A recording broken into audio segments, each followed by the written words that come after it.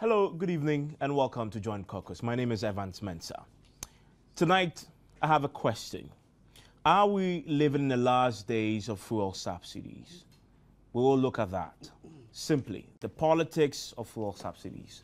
We'll be examining that from the perspective of the two main political parties, the NDC and the NPP. Later on, we will also sway into an area that has become so controversial, talking about illegal mining, Galamsey. The NPP toiled with this concept. Some said, well, we should legalize it. Others said we should decriminalize it. And I said, let's streamline it and bring them on board and register them. Today, if you've heard, there's been an incident again in Bekwai in the Ashanti region. Two soldiers were brutally assaulted, one in critical condition because they had been deployed to the town to flush out the illegal miners. And it keeps on going on. We'll get a perspective of the two parties on this particular matter. You want to stay with us for that. Now, with me to look at the issues are Emmanuel Asigri, member, NPP Communications Team. Also, Richard Kwashiga, who is the MP for Kita. He will be joining us shortly to examine the various issues that we'll throw up today on the key issues of fuel subsidies and the Galamsey. But I want to start with me in the studio is Mason Emmanuel Asigri. He's a member of the NPP Communications Team. He's in the studio. So I will start with him. And when we're joined by Mr. Kwashiga, he will obviously have his say on the many issues that we'll be dealing with, the two key issues I'll be dealing with today. Let's look at this fuel subsidy issue. It's a pretty political one. I recall speaking to the communications director, who basically said that during your time, you mooted this. And then your political opponent said, listen, here we go again, hardships, the NPP is going to inflict on you. And so because of the heated, charged political atmosphere, well, better, stay off it and, let the status quo prevail. Now we've come full circle. The NDC administration says, well, listen, it's time for us to consider taking it off. What do you make of the current stance of the party? Thank you very much, Evans. Let me use the opportunity to say good evening to the cherished viewers of this program, and also say Happy New Year to the viewers as well. I think this is the first time I've been here this year, 2013. Having said that, let me get to the substance of why I'm here this evening. Evans, before I go into this question you've asked, I just want to indicate that like you said, rightly so. We politicians have done politics with this situation for over the years. But I'm not going to sit here and do same, except that I would interrogate the issues as it's required. Because, it's always become a major issue, especially when we are preparing ourselves for election. As we speak, we've just come out of an election. And I think that this issue of fuel and its subsidy, is rearing its head again. If you look at what exactly is happening today and juxtapose that to the situation some time back, you get to ask yourself what exactly, we are being told with regards to what is called, the subsidy. For me, there are some few key issues I would want to find out from those who would have to give us the required answers. Over the weeks, we've heard, statements that have come from people who sought to, have put themselves out there as specialists in this area, and those who are supposed to be managing or regulating our fuel sector also responding and that kind of a thing. And for me, as a layperson, who want to interrogate these issues, I ask myself, what exactly are we talking about when we say fuel subsidies, which government, is asking or wants to take out of the current fuel pricing?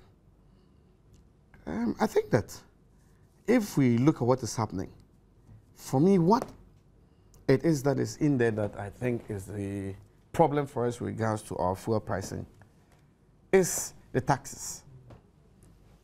And we've had experts in the past who have come out, with blackboards or whiteboards and markers to do calculations and indicate that a particular government is taxing Ghanaians too much when it comes to the issue of fuel pricing. And that is why it looks like the price of fuel in Ghana is on the high side, even though you find the argument that our immediate neighbors are selling the fuel at a more higher price.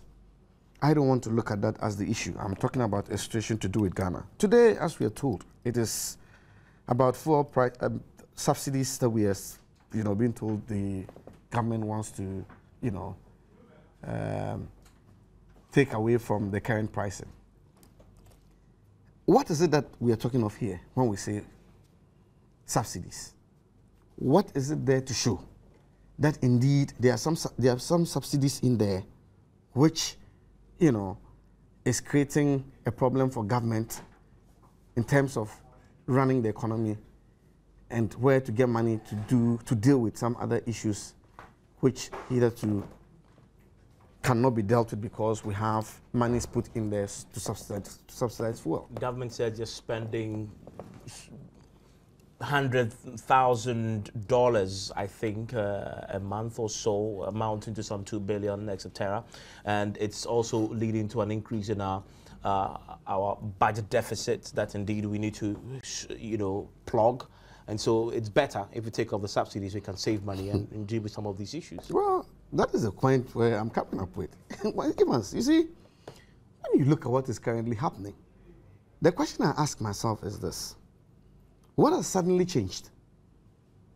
What exactly has suddenly changed that we are looking at it in this sense? When we're told we have a buoyant economy, resilient one, all the indices indicating that everything is moving on in a positive sense. So what has exactly changed that we think we can raise money to put into what we are calling subsidies where I can even see? For me, the argument that I put out there, if I take the issues now and then just oppose it with some time back, I think that it is far-fetched. If anyone wants to tell me that government is spending too much in subsidizing fuel, I disagree. Why? Once upon a time, we had fuel.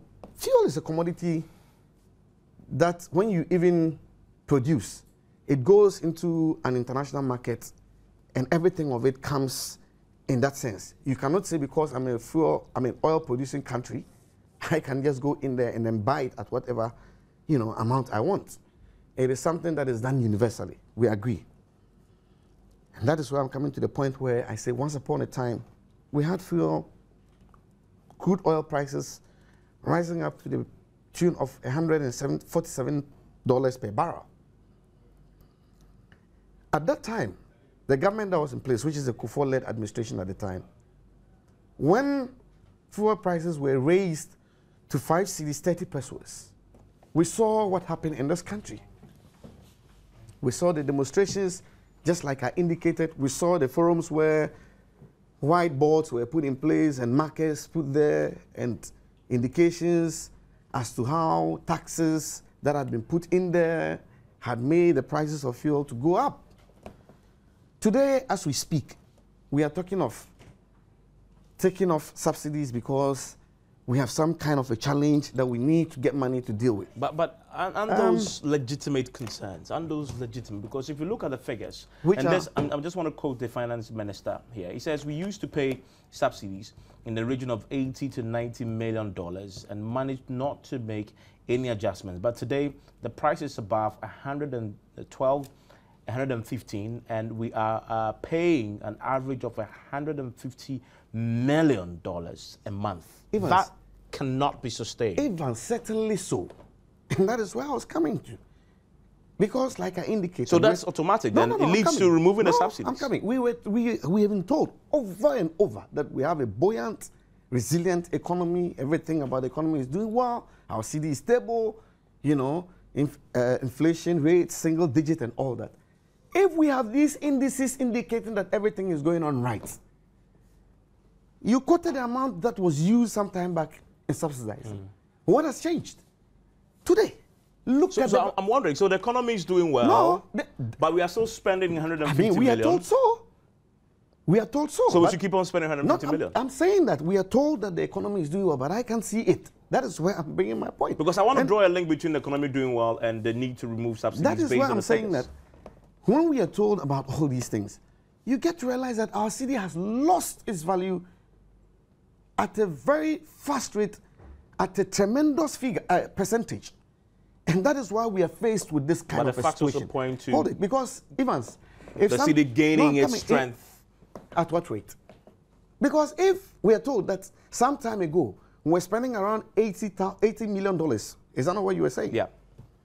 Has he, the finance minister, indicated what the exchange rate was at the time?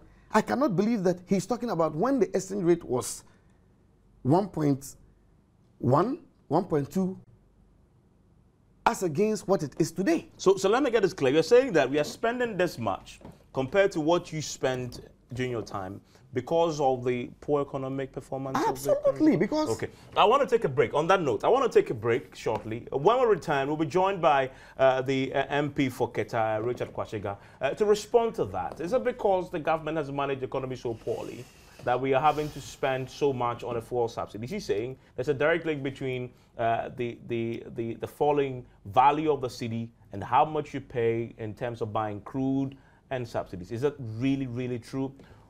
We'll scrutinize that when we are joined by Mr. Kwasiga on the show. This is Joint Caucus. Stay with us.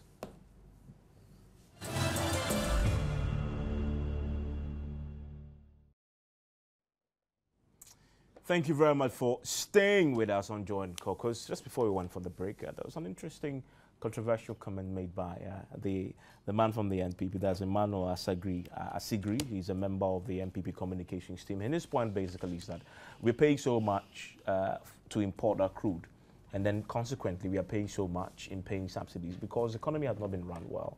And so we are having to, deal with falling value of the city, which again, a knock-on effect of leading to us paying more for the crude and for subsidies. True, Mr. Kwasiga? Well, thank you very much, and good evening to your viewers, and I apologize for showing up late. Well, of course, I think that largely this debate or this discussion is, to, depoliticize this whole issue about, the price of fuel in this country. Clearly, what he said cannot be true, in that we all know how buoyant this economy has been, and we all have seen the indicators to that effect. And indeed, if you're talking about the economy doing well, there are so many indicators to attest to that. But you see, when he is saying, because the finance minister said that we used to spend between 80 and 90 million, on monthly basis, on average, to import crude. Government spent that much, and now we're spending on average 150 million. Therefore, it's an indication that the economy is not doing well. That is debasing the issue. And that is, again, working within the tight rope of politics, as usual. Because you see, even this, I don't know how you will reconcile these, that for Ghana's expenditure on crude oil imports, that is in 2005, was $500,000. Okay, but for the same quantity of crude oil in 2007, the government spent $2.1 billion US dollars. So, is it then, does that therefore mean that within the span of 2 years, when their government was in office, things were so bad that it's more than, you cannot say this is quadrupled from 500 million US dollars in 2005 to 2.1 billion US dollars. So that obviously must not be the way to look at it. Clearly, our consumption keeps rising in this country. Even just imagine the number of people, who over a period of 3 years have acquired vehicles, and clearly that would necessarily put pressure on the consumption of fuel. What it therefore means is that government will have to spend more as far as subsidies are concerned, and it's interesting that today our friends are saying that, where are the subsidies? There are no subsidies.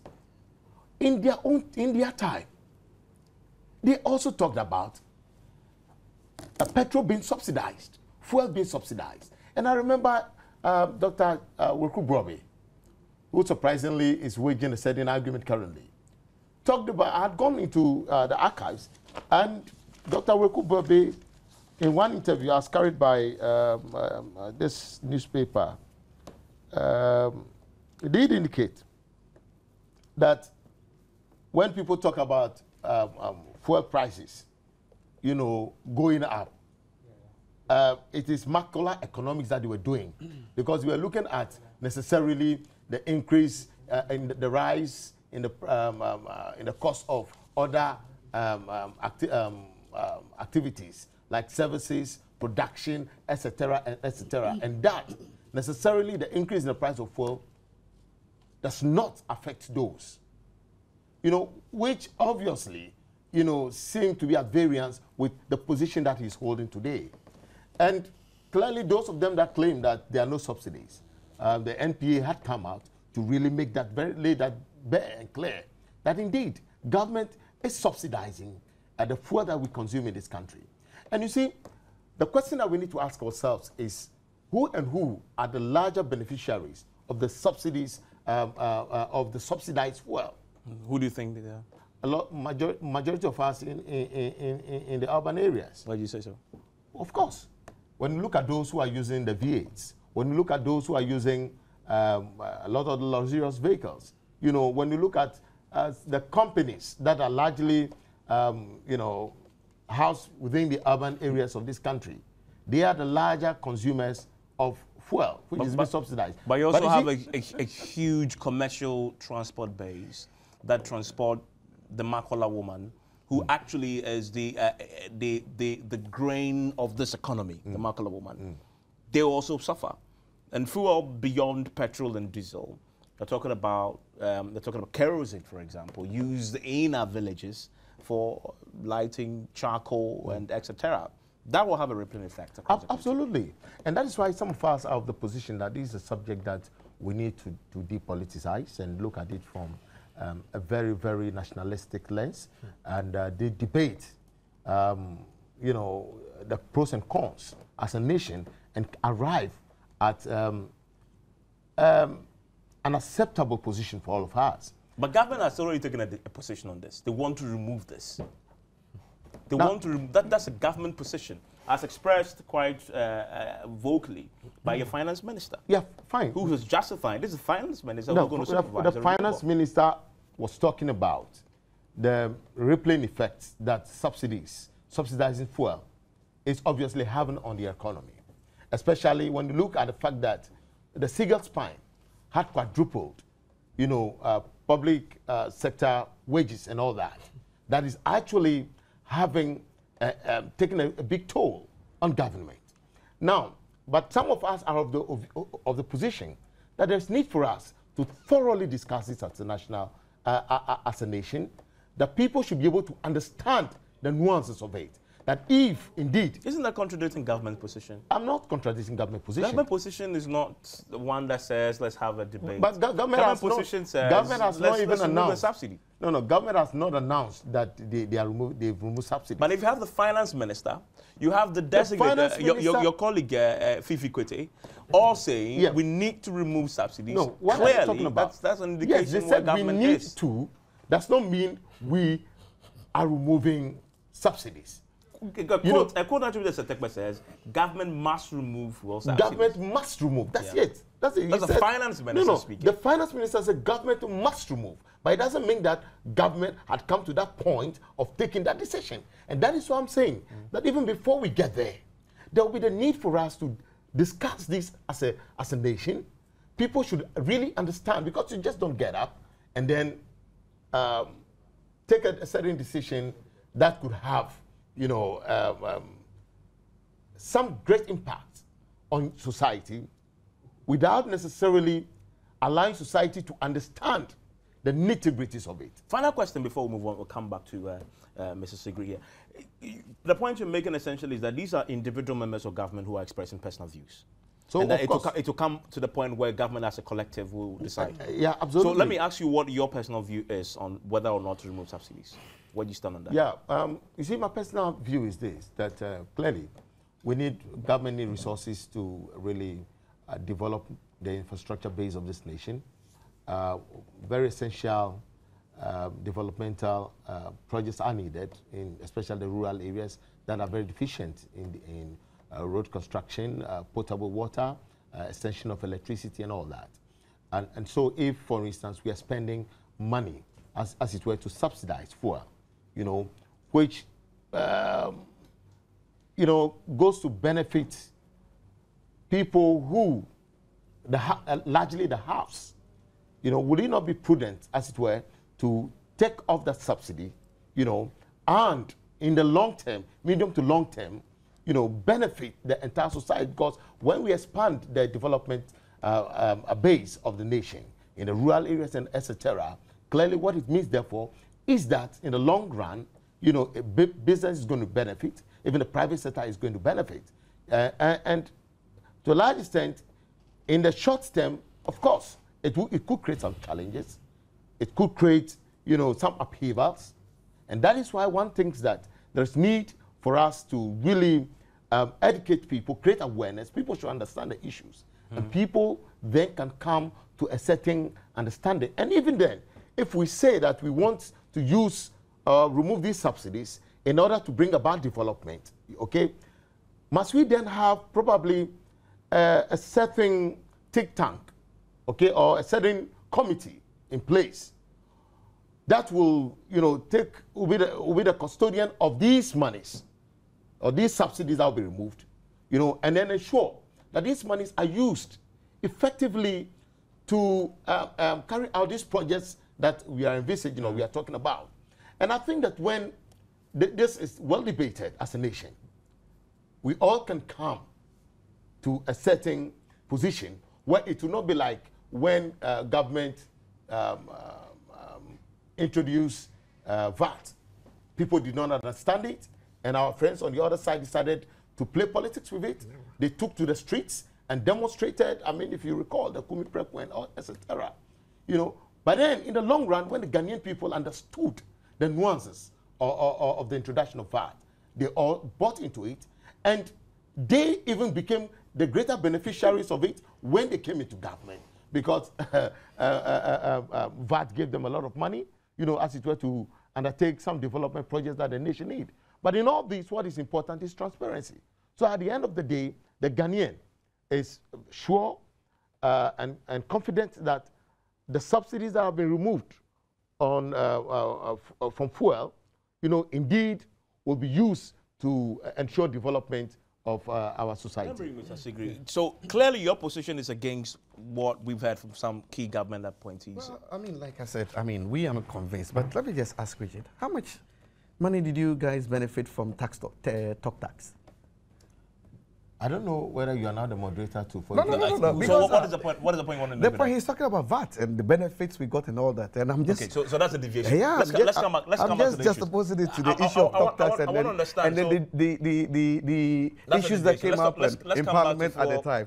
Well, let me move on. The party, MPP's position is against removal of subsidies. It is intriguing that today Richard is telling us that the number of vehicles that we have in this country probably have quadrupled, you know, have increased. And for that matter, you know, we have people who are riding VAs like he himself and that kind of thing. I don't drive a VA. So well, you would soon drive one, but you are driving, I mean, you're driving a big car. What is the point with that? What is the point with that? I mean, the point is this, he's making this as his submission, that we have challenges, you know, in the system today because so vehicle... is obviously a factor. You wouldn't tell me where I should choose. I was quiet. I know. Look, you're an honorable man, my brother. Oh, you know, we're very good friends. What has that got? I want us to stick to the issues. I kept quiet because, you know, you're a big man now. He's kept quiet. We are friends, but... You're asking me a question and I was trying to... Okay, so address the issues for me. Well, the point I'm making here is this. As he's talking about the number of vehicles that have come into the system, he's also telling us of the number of vehicles that have been worn out and saying that, I mean, there are no more on our roads. Look, the issues are not tenable, Evans. What issues? The issue of the subsidy, the one take out, I have indicated to you. So clearly opposed to the removal. Please, by the figures you mentioned, that today, if we are supposed to be changing money, because we're buying crude oil with hard currency, dollar, So that if the exchange rate, just this afternoon, I didn't know I was coming for this program. I'm a business person and I needed to know what the current rates are because I'm going to be doing some transaction over the weekend. When I checked, it's 1.9. Yesterday, I heard on radio that the cedi has gained some 30% over all the major currencies. When I was told it's 1.9 and 1.96 for selling, but I keep mixing the whole thing. I was like, wow, how can this be when we are told? Because I've known it to be around 1.9 all this while. So I thought that it was going to be around 1.8, and that's why I made the checks. So if you had a situation where sometime back you were buying crude oil with an exchange rate of 1.1, 1.2, and today you are buying that with 1.9, please. I mean, this one, I don't need to be an energy expert, fuel expert, to have a board with markets to come in and sit here and start educating people. Okay. My layman, So, no, but at that point, I want to move on one step. So, assuming that, yes, as you said, the cedi had depreciated, so we are buying at a higher cost. But it's also a fact that the fuel price on the international fuel prices have gone up. Yeah, that is why compared to your time. Please, that is why I'm telling you that our time, 147, as against 118. Just for a period. Please. I mean, what are you talking about? It was a very short period. If you say it was for a period, how long has it been in place? In the 2008, 2007, when the world started having the crisis, at the time they were doing the hedging, what was it? When did the fuel price go to 118? Please, when these things happen, it fluctuates. It doesn't stay there for a whole period of a year or 6 months or that kind of a thing. You have it changing. I mean, today the argument, as we're even sitting here and bringing these things up, are not around the world market of fuel prices. That is not what they're bringing up. But I'm saying that because they are finding it difficult to raise the money to go and buy, that's why these challenges are in there. So if I'm even bringing this up, let's not even go in there, because the finance minister and all the experts who are talking are not saying that. Their reasons are based on what is there in terms of the price per barrel at the international market. Do you agree with the position he also posited that this fuel subsidy we are talking about doesn't really benefit the ordinary guy in Bunkurugu, but it benefits those in the urban areas driving all those posh cars and their air-conditioned vehicles? You agree with that? To a large extent. To a large extent. But who are the beneficiaries of these things? Who are? Middle class, me and you. I don't drive in the V8. I just said that probably not too soon. You drive a vehicle. No. I drive in a vehicle that cannot be compared to a V8. Somebody made the point that if you can afford to buy a car, and anybody who knows me knows the vehicle that I use. You can afford to buy a fuel. Listen, without subsidy. Evans, the rippling effects, you stated it here. It's not just about those of us who, that's why I said to a large extent, it's not just about those of us who are driving in V8. But as we speak, the farmer who cultivates yam at Pasa, the farmer who cultivates yam at Bimbila would need his yam to be cut to the market center, Kumasi, Accra, Techiman. What is he going to be faced with when we have this kind of a situation? Direct impact. So it is not a situation where we should just be thinking of those who would go to the pump and then probably park the vehicles and say, fill my tank and that kind of a thing. This is going to affect every downtrodden Ghanaian. So we cannot, be playing with this whole thing and say it is for politics and then we should not be playing politics with it. We had this situation happening for years and end. I am not saying because it happened so we should look at it. I am saying that the current situation we are faced with is about the exchange rates. And over the period we've been told, and I'm repeating that point again, that we've had a buoyant economy. And he himself has just sat here and indicated that. But today we're supposed to be changing, we're supposed to be going in for an exchange rate which is about 80%, more than what was in place. I'm going to have 8 minutes to wrap up, so I want to give 4-4. But question to you, Mr. Kwasiga, is how do you respond to those who say this is a social democratic party, and yet you are pursuing a pretty capitalist agenda that essentially wants to take away the social safety nets that the poor guy will be enjoying? That is the hallmark, should be the hallmark of a social democratic party. How do you respond to those who say that? Thank you very much. I think that clearly we are putting across, or people are putting across, issues that is supposed to generate a certain debate, as it were, for us to be able to determine the best way forward for us as a nation. In the long run, he talks about, the poor farmer at Pasa is going to have a direct effect on him. The poor farmer at Basa, has a bigger challenge. That is bad roads. That will be able to enable him cut his produce from the farm to the market center. Today we just heard that maize is locked up in the Upper West region, And I'm sure that if there were very good roads, it would be easy to even move those produce to the urban center or to the market center. What others are saying, or some are saying, one school of thought is that instead of spending money, huge sums of money, to subsidize fuel, which largely does not benefit the rural folks, where the majority of our people are, why not we get to that point where we can be able to save that money to construct the roads, to extend electricity to them, to give them potable water? We all as a nation may, tighten our belts for a while in the short term, but then in the medium to long term, it benefits the entire nation. It opens up their economy. And would one say that that position or that view is anti-social democrats? I don't think so. Now, you see, when my friend talked about, when we came, we want to increase fuel prices. When their government came from 2001, they increased fuel price by 64%. And they subsequently... That's the time of bite the bullet, tighten your belt. Exactly. And no longer, they justified all those, isn't it? And we agreed with them. We said, okay, yeah. Did you? The argument was that, their argument in 2001 was that government should not have subsidized fuel price, fuel. That's what they said in 2001. And they carried that argument on to justify why there was store debt and all that. And so if today we are talking about, paying realistic fuel prices, people are talking about paying realistic fuel prices such that that money that is used as subsidy can be used for effective development to open up the rural area. You think you have a problem with that? We are also saying that the situation today is very different. We are talking about the single spine, which, it has quadrupled.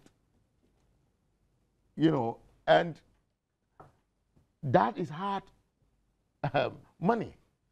And you realize that at the end of the day, government even goes to borrow money to subsidize fuel. So for you, it's essentially about priority. Priority. And the priority is in roads, it's in education, water, it's in infrastructure, it's in water.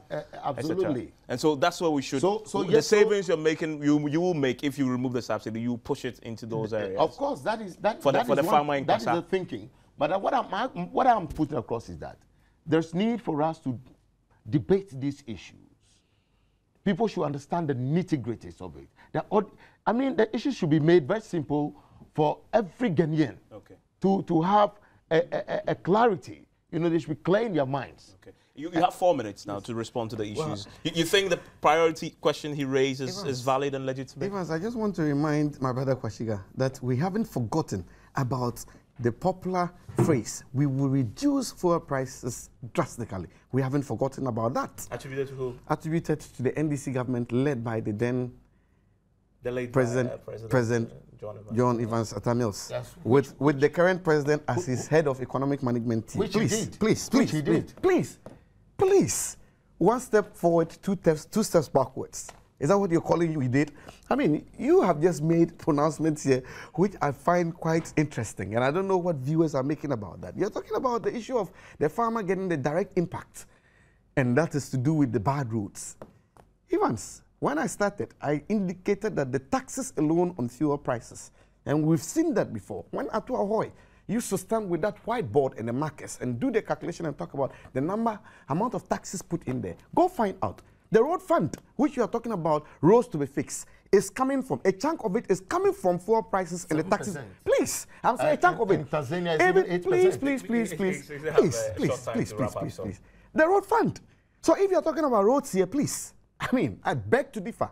The issue of roads have already been catered for in terms of what has been put in there for the taxes. And yet we have the road fund in arrears, I mean, for years on end. Since you guys came, that road fund has been in arrears. Road contractors go and construct roads, they construct culverts. You can pay them. And up to date, contractors are still wallowing, and banks have even started taking properties of some of these contractors. Again, you're talking about channeling the monies into areas where it will benefit people. And you are bringing in the issue of single spine. I am wondering whether, if this is where you guys want to go and look for money and then come and deal with the single spines, because you've mentioned single spine not less than 10 times on this program, talking about how it has quadrupled the, what's it called? Government expenditure, the government expenditure on salaries and emoluments and all that. So I'm wondering where exactly, you know, when you're asking of taking away the subsidies, what exactly you want to do with it. As for roads, don't even go there. Don't go there, because these things that you are doing, this same fuel has areas where some of these things have been taken care of. And that's why I'm saying a chunk of the road fund is supposed to be coming from this. And we cannot say that, I mean, the use of fuel is done on some special basis. We use fuel 24/7. And yet, road fund is, like I said, years on end, arrears. So if you are looking at it in this sense, I don't think that government is really serious at putting whatever it is it claims it wants to do with the subsidies they're paying for now. That is why I'm saying that they should go back and look at where the problems are. The problems cannot be coming from where it is he wants us to believe it is coming from. It cannot be coming from there at all. The problem is coming from where our exchange rate is gone so bad that we have to spend more cedis in getting dollars to go and then get crude oil. Nobody should come and then tell us and do some propaganda with roads. Because today, as we speak, our fuel subsidy, our fuels tax component is taking care of our road situation. Okay, this is a pretty heated conversation, and I'm sure as the debate about fuel subsidy continues, as he said, his position is that, well, let's have the debate. And I'm sure you appreciate his pretty heated position on this matter. It's part of the debate. Unfortunately, just to wrap up, if you can do that in 30 seconds. 30 seconds. You see, when he talks about 30 seconds. The exchange rate, clearly, when they changed the currency during their time with President Kufuor's time, the cedi was stronger then than the dollar. Then what happened? Within a short span of time, it became a dollar to the cedi was 1 cedi $20. We have fluctuations. So you see clearly that argument is a very flawed one. I need to join you at 8 right now. So I want to quickly say thank you very much for your time. And this is a subject that we'll definitely pick up on again next week when we come back with Join Caucus, because it's going to run. This debate has started. We have various positions on this. There are those who say don't remove it, those who say remove it, and those who are in the middle. Let's target the subsidies. We'll look at that in detail as the debate evolves. You want to join us again next week. But till then, my name is Evans Mensah. You've been listening to Emmanuel Asigri, member of the MPP Communications team, and Richard Kwachiga, MP for Keta.